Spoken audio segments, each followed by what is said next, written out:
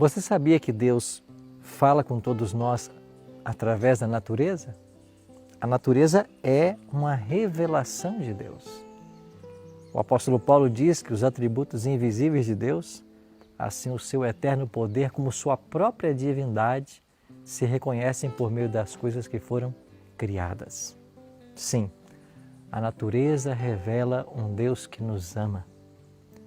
Agora, a Bíblia é uma outra forma que Deus escolheu para se revelar. E todas as vezes que a gente abre esse livro e estuda, nós estamos aprendendo quem é Deus. Noé foi um homem justo, íntegro e que andava também na presença do Senhor. Eu quero motivar você a confiar em Deus como Noé confiava. A sua história é muito bonita.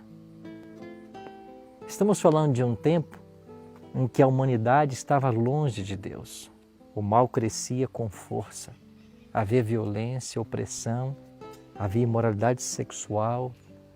As pessoas estavam tão longe de Deus que chegou o ponto que Deus decidiu que destruiria toda aquela geração. E se Deus não agisse de forma rápida, quem sabe toda a humanidade poderia ser contaminada e se perder. Então vem aqui a orientação de Deus, em Gênesis no capítulo 7, verso 6, que eu leio assim.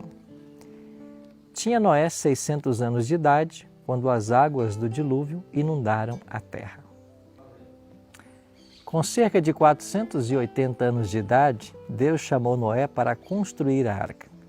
Do projeto à conclusão daquele navio gigante, passariam-se 120 anos. E durante 120 anos, Noé pregou sobre a graça de Deus.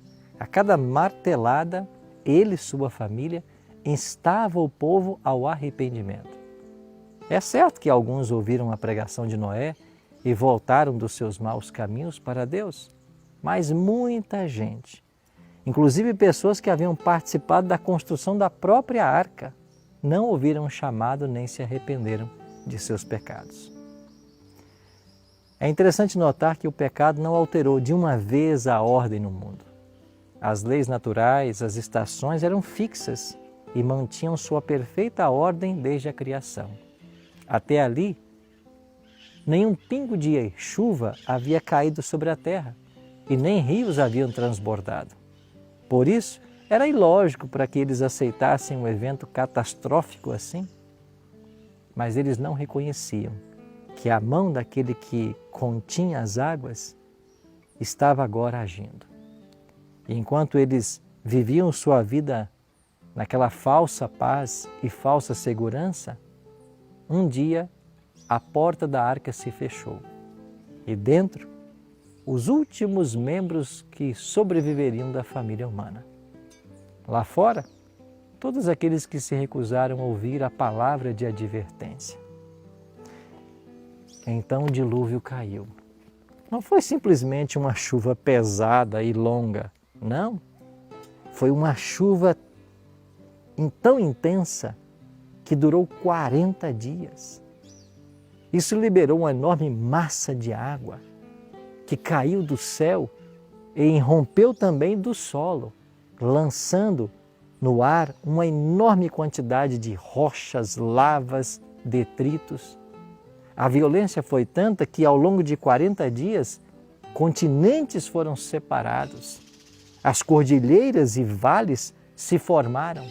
O clima esfriou e todo ser vivo foi sepultado pelas águas. Mas Deus guardava aquela frágil embarcação com sua carga preciosa. Querido amigo, querida amiga, Jesus usou a história do dilúvio para falar dos dias da sua volta.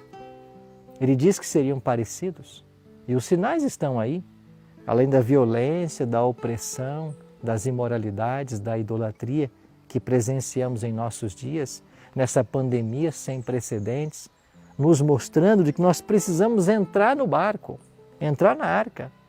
Ou seja, não nos apegarmos a esse mundo, mas a Deus, fazer parte de seu povo. Jesus disse em Mateus 24, 37 e 38 que assim como foi nos dias de Noé, as pessoas comiam, bebiam, casavam, se davam-se em casamento E como aconteceu lá, elas foram pegas de surpresa, também aconteceria no dia da sua volta. Então não se engane. Paulo nos diz que a nossa sociedade não está em paz e segurança, mas diante de uma repentina destruição. E para quem não se importa com a graça de Deus, o dia da volta de Jesus virá como um ladrão. Jesus virá e muitos estarão surpresos. E só quem está vigiando e orando, envolvido na missão, amando a Deus, ao próximo, estudando esse livro, as profecias, vai estar preparado para subir para o céu quando Jesus voltar. Por isso, amigo, a glória dessa terra é passageira, mas o que Deus está preparando para todos nós é eterno. Por isso, hoje, tome a decisão de se preparar para a eternidade, porque aquele que prometeu vir, virá e não tardará. Vamos orar? Pai Santo, nos ajude, Senhor, a atender às advertências da Tua Palavra e a nos prepararmos para o grande dia da Tua volta. Nos livra, Senhor Deus, dos males, nos guarda bem juntos de Ti. É a nossa oração hoje, em nome de Jesus. Amém.